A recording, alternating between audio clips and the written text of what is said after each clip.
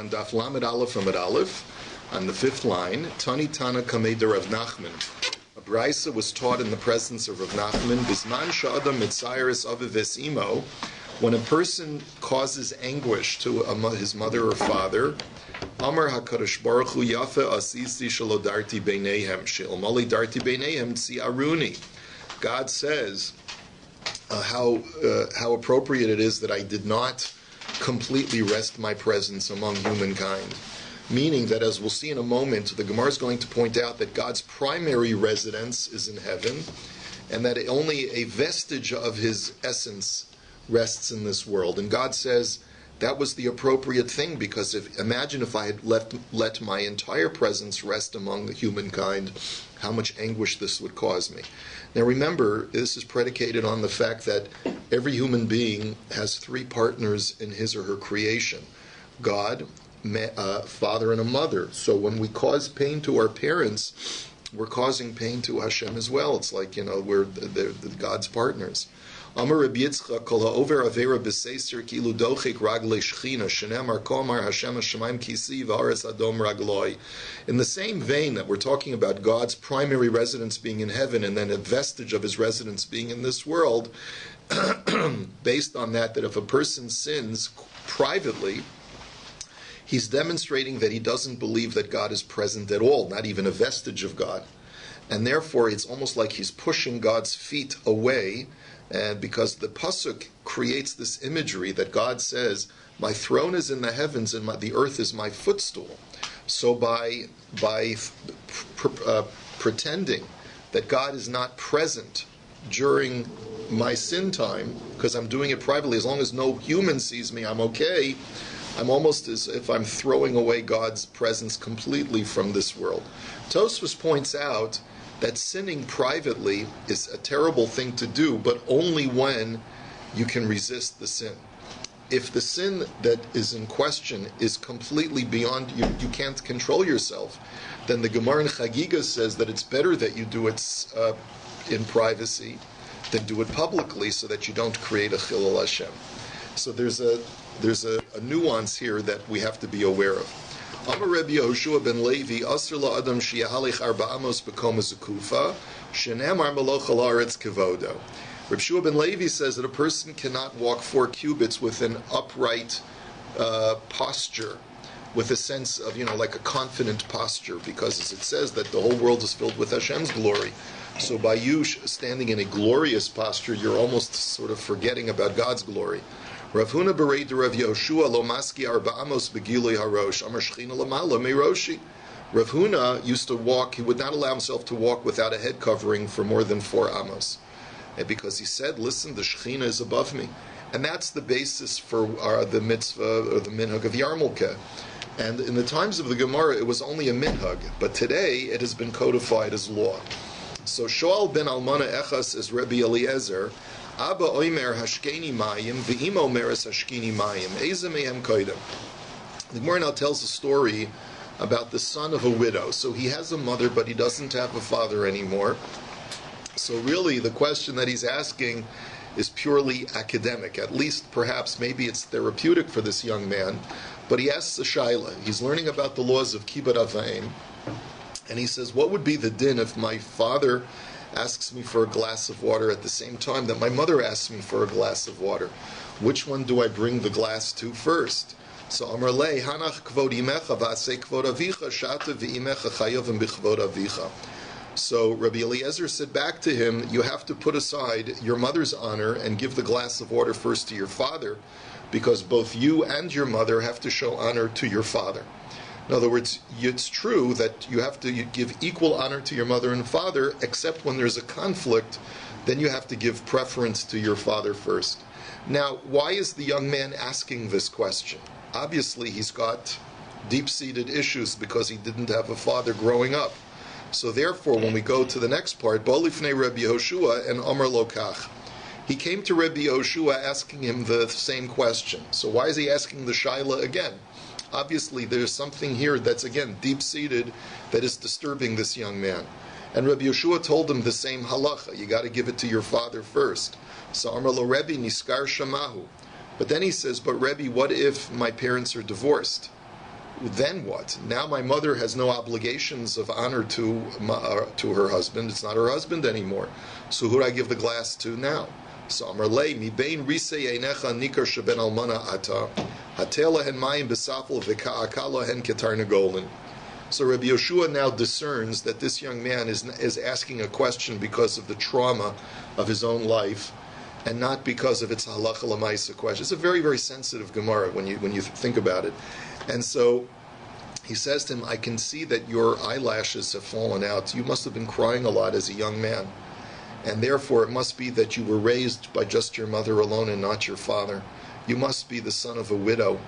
And therefore the answer is, put the bucket of water in your question, which is purely academic, put down the bucket of water and then just crow like a rooster. And Rashi says that he was telling him this in a strange language because he could tell that it wasn't a practical issue. So therefore he tried to make a little bit of a joke out of it because he wanted to cheer up the young man. But the point that Rabbi Yoshua finally understood was that this young man wanted to make sure that his mother was getting proper acknowledgement. Perhaps he realized that he was living in a patriarchal society where women were treated as second-class citizens, and he realized that his mother was both a father and a mother to him, and he wanted to make sure that the halacha made accommodations for her. Okay, let us go on. Dorash Ula Rabba Apischa de Beinasiya. I'm sure there's more depth here about roosters and so forth, but let's go on.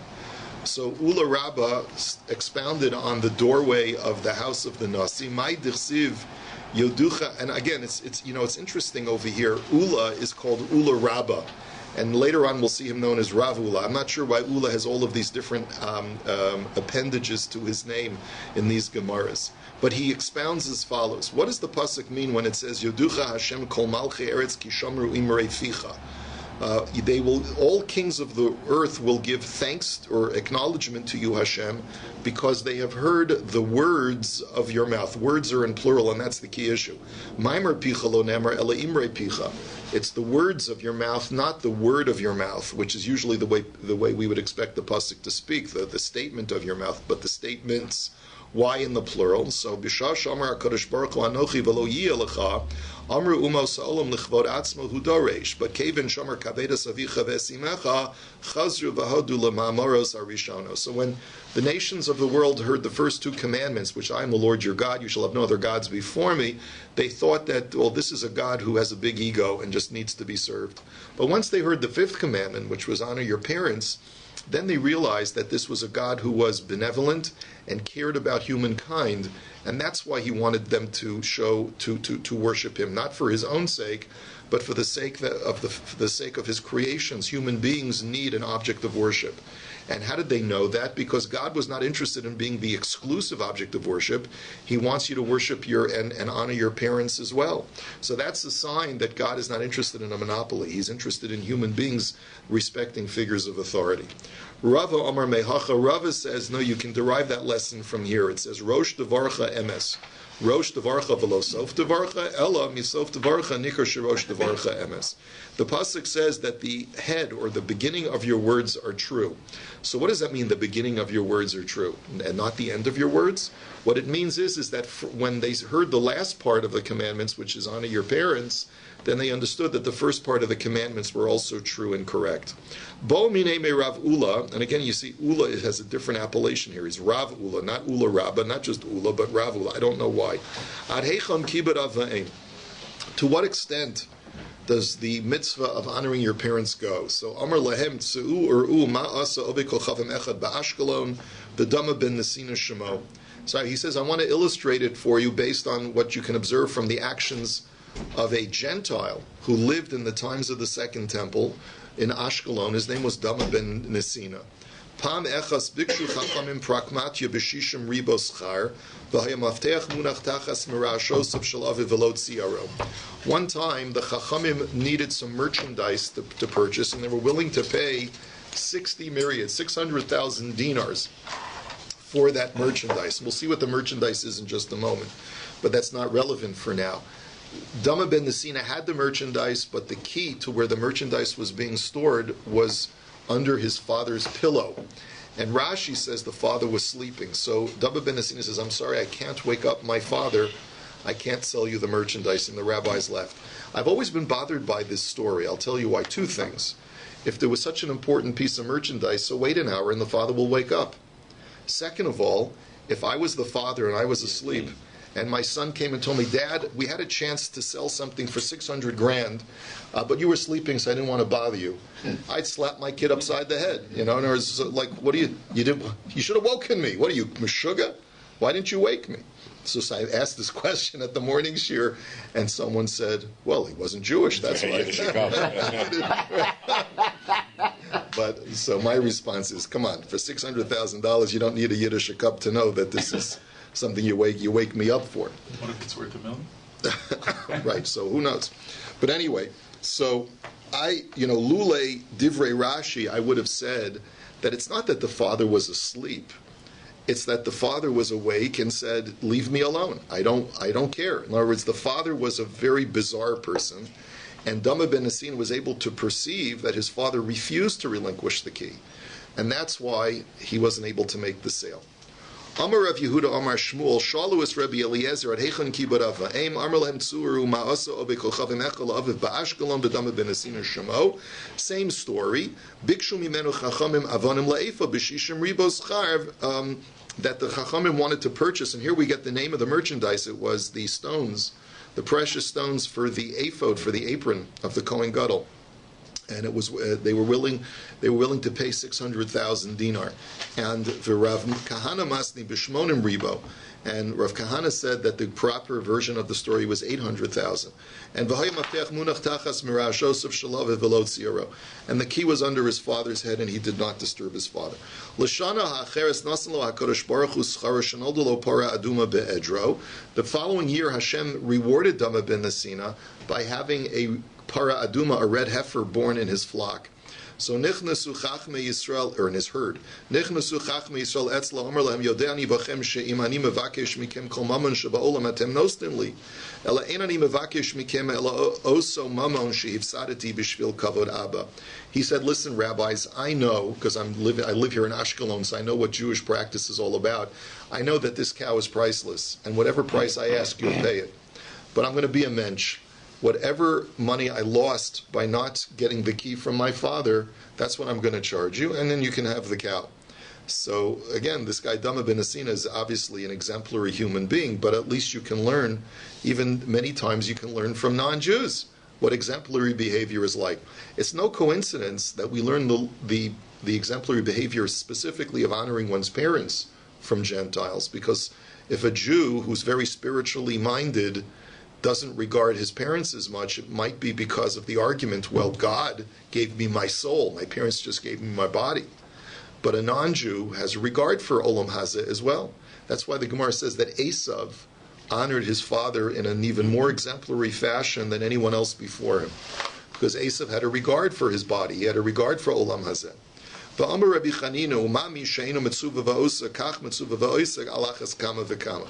says, if this is the reward that can await a person who was not obligated to do the mitzvah and does it, then surely the reward for someone who honors his parents and is obligated to do so is even greater. Because greater is one who is commanded to do the mitzvah and does it than one who is exempt and does it anyway. And why is that? Because he's the burden, and the Yetzer Hara that comes along with that burden is greater for someone who's obligated than someone who's not obligated. Amar Rav Yosef Meireish Havamina Manda Hava Amar Li Halacha Kareb Yehuda Damar Sumer Pater Min HaMitzvos Avidna Yamatava LaRabbanan Dalho Mifkidna V'Ha'avidna. He says, originally, if someone would have told me the halacha is like Rabbi Yehuda, who says that a blind person is exempt from mitzvos, I would have made a party for that person in celebration because I am blind, and my thinking was that if I'm exempt from the mitzvah and I do it anyway, my reward would be greater.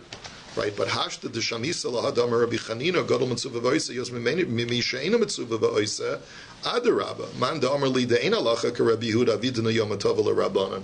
But now that I've heard Rabbi Chanina's argument that your reward is even greater when you are obligated, I would make a party for anyone who tells me that we don't paskin like Rabbi Yehuda, and that in reality a blind person is obligated, because if the reward is greater for someone who's obligated, I'd much rather be obligated as a blind man than to be exempt. Ki asa Rav Dimi Omer pamechas hayalavush sirkon shel zahav hayoshev b'gedoli romen uboasa imo v'karos mimenu v'tavchalo al roshel v'yarkalo b'fanav v'lo hichalima. That Rav Dimi says one time this same Dama ben Nesina was, again, this unusually great man.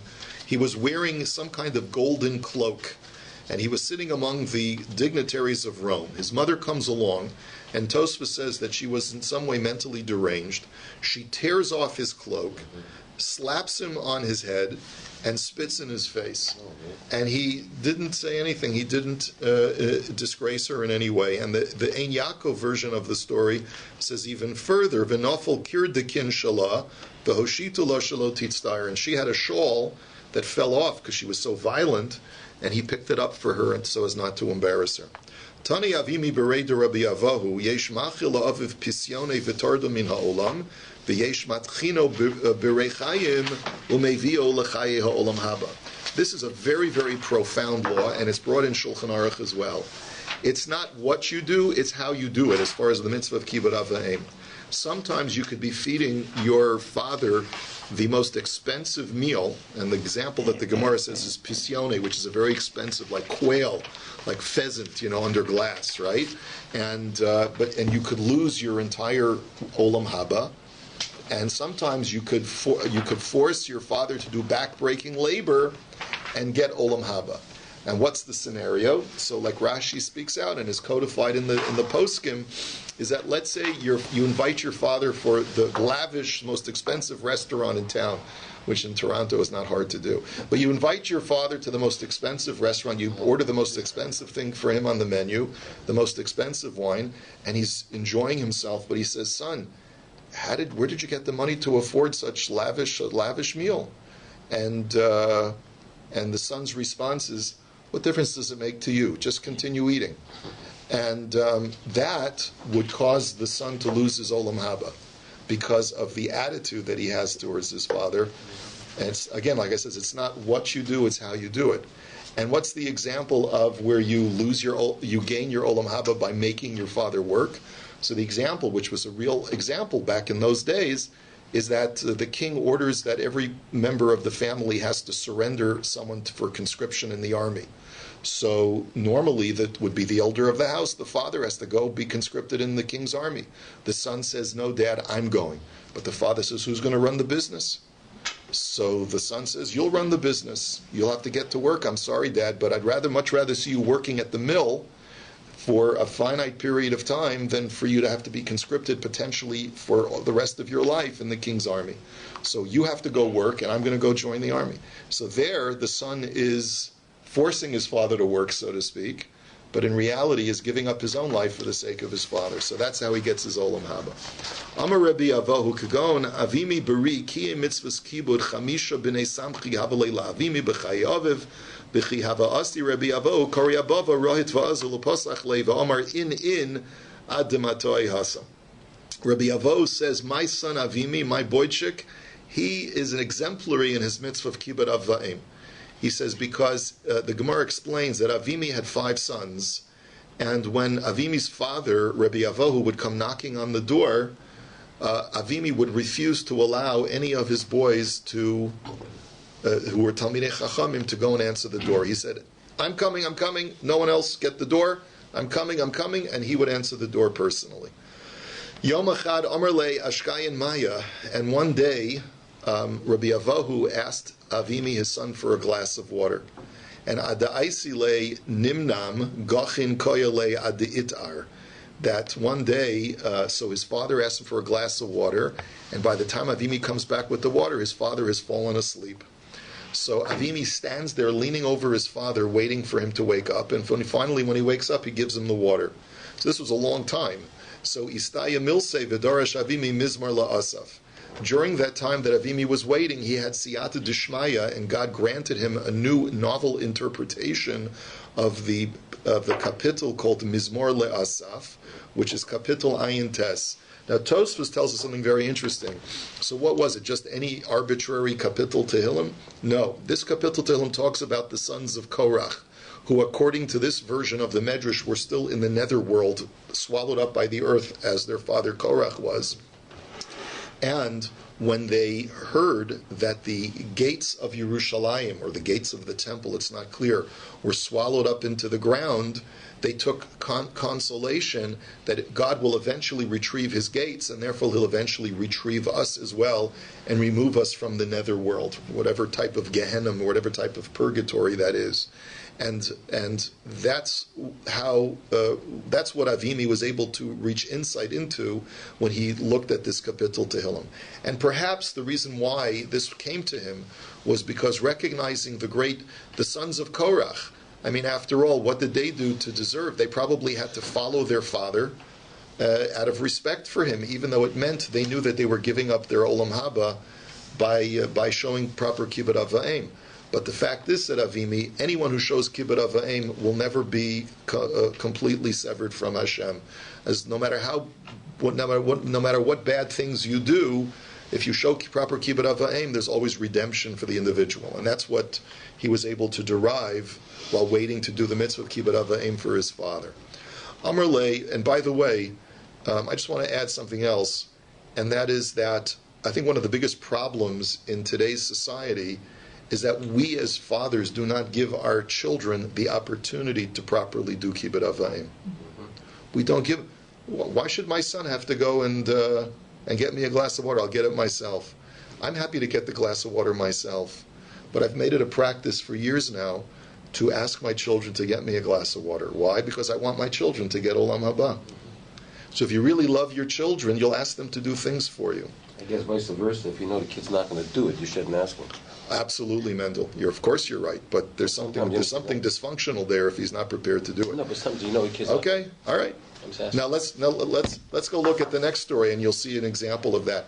Amar le Rav Yaakov baravua le Abai kegon ana da'ad de'asinu mibei Rav Abba madli likasa v'ima mazgali hechi yavid. He had a real dilemma, the opposite dilemma of what Mendel's talking about. He said, when I come home from yeshiva, my parents have such regard and such covet for me because I'm a Talmud Chacham. My father pours the wine, my mother dilutes the wine, and they're ready to dote on me hand and foot. How can I fulfill the mitzvah of kibbud av va'em if they want to do everything for me? So Amar lei me'imcha kabil u'me'avuch lo sekabil dekivin debar torahu chol shadaite. So the tshuva that he got was, you can receive the glass of wine from your mother, but you should not take it from your father, because your father's a Talmud Chacham as well. And if he sees that you're allowing yourself to be honored, even though he's just as honorable or honor-worthy as you are, then it might cause even a subconscious twinge of resentment. Isn't it the opposite, that a father has so much joy that his son is better than him in Torah and whatever? Even so, but that's true if you see your son getting honored, but that you should feel, but that your son should accept service from you, that he said already, we don't want that to happen. Rabbi Tarfon Havalei Hahi Ima Dechol Emas Dahavas Baya Lemesak Lupuria Gachin V'Salakla V'Chol Emas Dahavas Nachis Nachtas Iluya. So Rabbi Tarfon was amazing in his kibbud av va'em. His mother was must have been a little lady, and so whenever she needed to get into bed, she couldn't reach the bed. So he bent down and she used him as a footstool.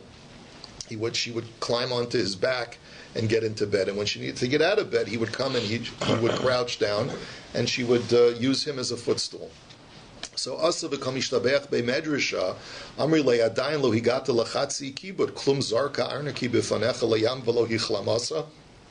So one day he was feeling very proud of the fact that he was doing this for his mother, and he happened to mention, I work so hard for my mother to make sure that she's happy, and that's really kibbud av va'em. So they said to him in the Beis Medrash, don't think that that's such a great thing. If your real test would be is if your mother would would take your wallet and throw it into the ocean, would you be able to withstand and not say a word? That would be the real test, and we'll see a little bit about that the next DAF. In other words, until you've really been tested by a parent, don't think that you really do such great kibbud avayim.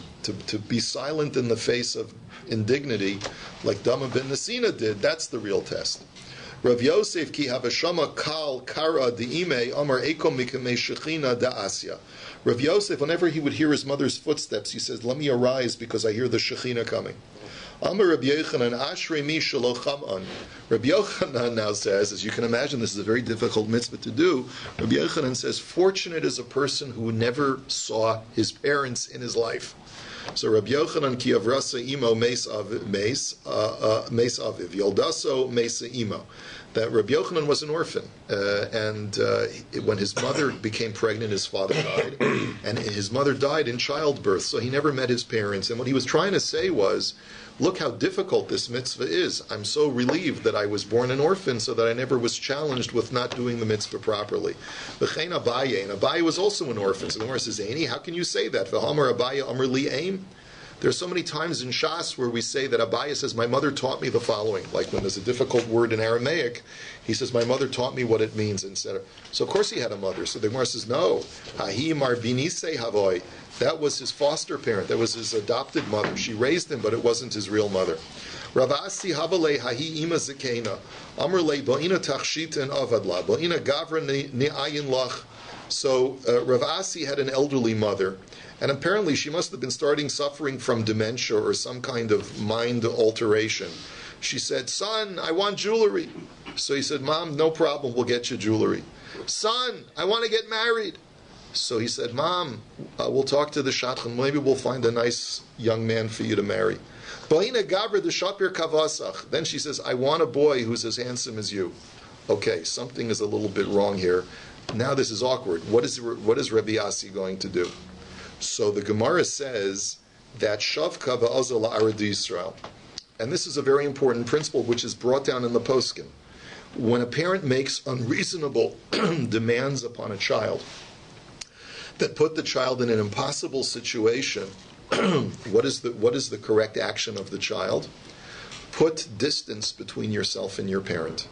Because as long as you're still proximal to your parent, you have an impossible mitzvah. And the only option that you have is you have to leave town. You have to move to another place so that you don't have that challenge of fulfilling that mitzvah. Because it's much better that you're in another place that you can say I'm putter than to be in the same city and try to fulfill something that you know it's impossible to fulfill. So he goes to Eretz Yisrael, and Shama de Ka'azla Abasre. So he hears later that his mother is coming to visit. Or maybe she's coming to move and to pursue him. So Asalakami de Rabbi Yochanan Amar le Mahu Lotzeis Me'aretz L'chutz La'aretz. So he comes to Rabbi Yochanan and he says, is it permitted for me to leave Eretz Yisrael and go now to Chutz La'aretz? Now the question is why? Why does he want to leave? Does he want to run away again from mommy? Or is he going out to greet mommy? It seems from the Shaila that he's trying to run away. He just doesn't want to have that difficult situation of having a confrontation. So Amar le Asur. So he said to him, Rabbi Yochanan said, you're not allowed to leave Eretz Yisrael. You're here. You can't leave Eretz Yisrael once you've arrived. So likras ima mahu. So then he said to him, can I go out at least to greet my mother, at least temporarily? So Amar le eini yodeya. So Rabbi Yochanan says, I don't know. But atrach purta hadar asa. So there was Rabbi Asi just lingered and just hung around in this awkward silence. And eventually Rabbi Yochanan comes back and he realizes that Rabbi Asi is persisting. Amar le Asi nisratzei salatzeis hamakom yachzirecha l'shalom. He says, Asi, if it's so important, then you have been granted permission to leave, and may God allow you to go back in peace. So the question is, what was Rabbi Yochanan's attitude at this point? Is he relenting with hesitation? Or is he giving him a genuine psak? So Asalakami de Rabbi Elazar Amalei Chas v'Shalom Dimamir Tach Ratach. So Rav Asi leaves and he meets Rabbi Elazar, who's the premier disciple of Rabbi Yochanan, and he says, I'm not sure how to understand Rabbi Yochanan is. I'm worried that, God forbid, maybe he was upset with me for just pushing him to allow me to leave Eretz Yisrael. So Amar Lei, my Omar Lach. So Amar Lei, Hamakom Yachzirecha L'Shalom. So Rabbi Elazar says, well, how did he say it to you? So he said that he gave me a bracha that God should allow me to return to my home in peace. So Amar Lei, V'imisa derasach lo hava mevarech lach. So Rav Asi says, Rabbi Elazar said, if my Rebbe was upset with you, he would not have given you that bracha. So he meant it sincerely. He must have understood the conflict that you're facing with your mother, and therefore he gave you a bracha that wherever you go, in order to avoid this problem, you should do it in peace. So as he's already left Eretz Yisrael, he hears that his mother is coming to Eretz Yisrael, but not alive, now in a casket. She's passed away. So he says, "Oy, if I had only known that she was coming dead, I never would have left Eretz Yisrael in the first place. I would have awaited her to come here and would have buried her here." Tana Rabbanan, mechabdo b'chayav u'mechabdo b'moso. So the Brisa now says that as a person is obligated to honor his parents both in their lifetime and after they've passed from this world. B'chayav keitzad hanishma b'dvar aviv lamakom lo yomar shalchuni bishvil atzmi maharuni bishvil atzmi pitruni bishvil atzmi ela kulhu bishvil abba. So in your father's lifetime, how are you supposed to honor him? Here we're talking about honoring your father in his absence. When your father's alive, let's say you go to a place where they bestow upon you great honor because of your father. Not because of you, but because your father's a great man. So the law is that whatever you say and ask them to do, like say, please, it's time for me to depart, please allow my leave, you should not say, allow my leave, but you should say, allow me to leave in honor of my father. Right? And that's how you honor your father even when he's alive. B'moso keitzad, and how do you honor your father after he's left this world? Haya omer dvar shmua mipiv lo yomer kach omer abba, ela kach omer abba mori harini kaparas mishkavo. You should not, when you quote your father, you should not say, so and so, such and such said my father, but rather such and such said my father, my teacher, may I be an atonement for his for whatever he needs for atonement after his death. And the way Rashi explains it is that we know that when a person dies, they have to get atonement for whatever sins they've committed in the afterlife. So you should say that may my suffering act as the atonement so that my father does not suffer in the afterlife. But only you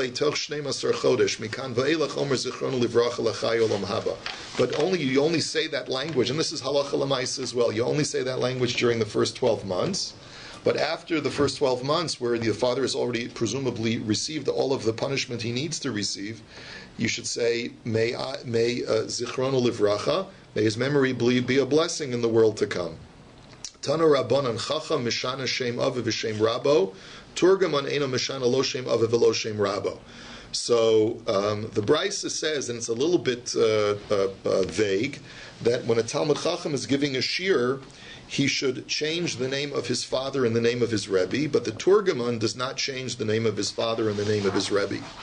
And the question is, obviously it makes sense to say that you should change the name of your father and not say, like if your father's a rabbi and you're giving a shir quoting him, you shouldn't say Rabbi Rav Ashi says such and such, right? You should say my father says such and such. But why does the Turgaman have a different standard? The Turgaman is the person who announces the shir from the mouth of the Rebbe. So avua deman. So when we say that the Turgaman does not have to change the name of his father, whose father are we talking about? Ileim avia de meturgaman atu Turgaman lav bar chiyuvahu. Why shouldn't the Turgaman, if it's the Turgaman's father that's being cited, what right does the Turgaman have to quote his father by name? He should say, my father. So, Ela Amarava Shem Aviv Shel Chacham V'Shem Rabo Shel Chacham. But rather what it means is that if the rabbi giving the shir is quoting his own father, then the Turgaman is allowed to say the name of the father, like Rav Ashi, even though when the rabbi whispered the name, the citation in his ear, he said, my father hat gesagt, my father said. Right, but then when the Turgaman says it, you should say Rabbi so-and-so says. So because it's not the Turgaman's father. Ki hada amar baravashi ki havadarsh bepirka ihu amar abamari va'amori amar hachi amar Ravashi. And the Gemara gives a citation that Mar baravashi, the son of Ravashi, when he would quote his father, he would say, mein tata hat gesagt, my father said. Right, but when the Turgaman would say it, he would say, Rav Ashi said such and such. And this is an important thing to realize. The Gemara needs to emphasize this because, remember, when a shir is being said to the yeshiva boys, it's said with very precise verbiage so that they'll be sure to remember it. So that's why it's important for the citation to be Rav Ashi and not my father, because then they're not going to remember who said it. Now, Tana Rabbanan, Ezehu Mora ve'Ezehu Kibud. We know from the previous Gemara, from yesterday's Gemara, that there are two separate mitzvahs. There's the mitzvah of Kabedas Avicha Vesimecha, honor your father and mother, and Ish Imo ve'Aviv Tiro, that a person should be in fear or reverential to his parents. What's the difference between reverence and honor? So, Mora lo omi b'makamo v'lo yoshe b'makamo v'lo soser estavara v'lo machrio.